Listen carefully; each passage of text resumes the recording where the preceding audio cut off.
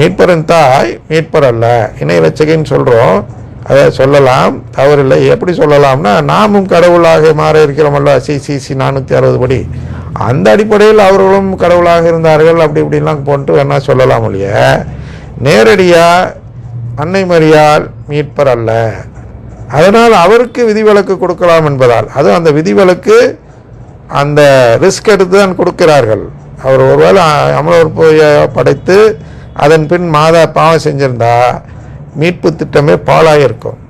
அதாவது மீட்பு திட்டமே அவ்வளோதான், கைவிட்டுருக்கணும் கடவுள். ஏன்னா இருக்கையிலே சிறந்த படைப்பு என்று ஒரு படைப்பை படைக்கிறார் கடவுள், தன்னுடைய தாய் என்று.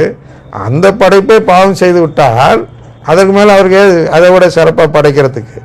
அதனால் அதுக்கப்புறம் ஒரு திட்டமே ஃபெயிலியர் திட்டம், மனிதனை மீட்க முடியாது, அதை மனிதன் வேண்டாம் என்று சொல்லிவிட்டான் என்று பொருளாக மாறிவிடும். அதனால் இந்த ஃபுல்னஸ் ஆஃப் டைம் அப்படிங்கிறதுல இவ்வளோ மேட்டர் இருக்குது. அந்த ஜெயிச்சாங்க மாதா, கடவுளுக்காக ஜெயிச்சாங்க, சாத்தானை ஜெயிச்சாங்க. எப்படி ஜெயிச்சாங்க? அவன் எவ்வளவோ கஷ்டப்படுத்தினாலும் நான் உறவு கேட்குறதையும் பின்வாங்க மாட்டேன். அது அந்த இடத்துல பார்க்குறோம்ல, அந்த ஃபியாத் பார்க்குறோம். என்ன பார்க்குறோம்?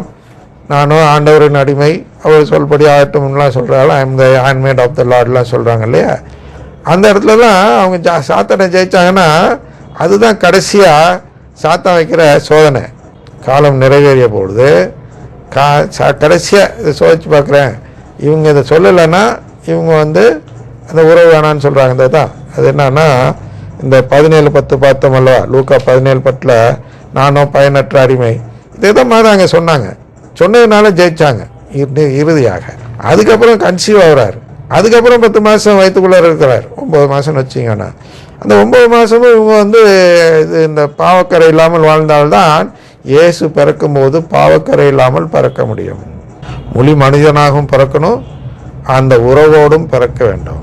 அப்போ மாதாட்டேருந்து உறவு எடுக்கிறார் இயேசு. அதான் அந்த இடம். டு அக்காம்ப்ளிஷ் திஸ், அதாவது இதை நிறைவேற்ற, அவர் குடும்ப இதை நிறைவேற்ற இவ்வளோ திட்டம், அதுதான் சொல்கிறோம்.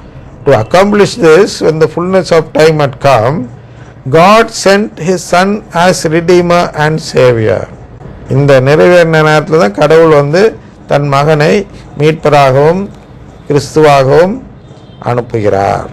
In his son and through him he invites men to become in the Holy Spirit his adopted children and thus heirs of his blessed life. பாருங்க, in his son, அதான் நம்ம பார்த்தோம். அதாவது நற்கருணை ஆண்டவர் மூலமாக, அவர் மூலமாக, இவரோடு இவரில் தான் சொல்கிறோம்ல, அந்த இடம் தான். அந்த இடம் படி he invites men to become, அவர் அழைக்கிறார் மனிதனை. எதற்கு? to become his adopted children.